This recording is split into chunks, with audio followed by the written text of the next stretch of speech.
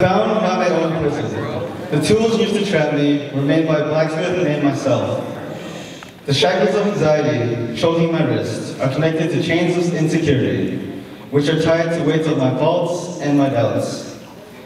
A cloth forced onto me by someone else to cover my eyes in layers of blinding expectations.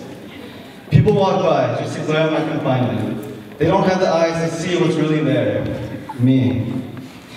I'm here, I'm alive, I'm existing. My soul is shouting, my soul is screaming. I want to escape from myself. I need to leave from this heavy cage made by me. I just want to be seen. I might have forced these restrictions for myself, but that also means I can make a key.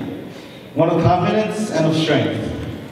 There are people who are willing to help me turn that key. The ones who will cut a glimpse of my real being.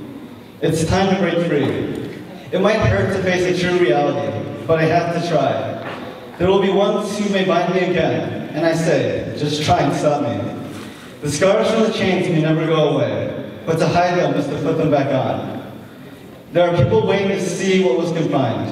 I will no longer keep them waiting.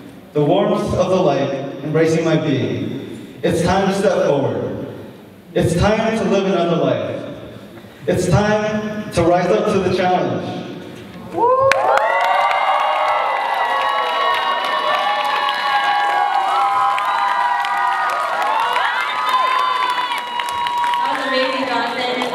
For that poem? I've always been kind of a quiet kid who didn't really know what to do with his life.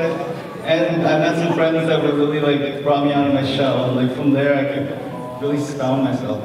Are those friends here today? And the front.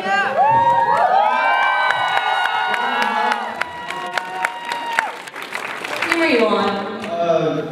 Tatiana.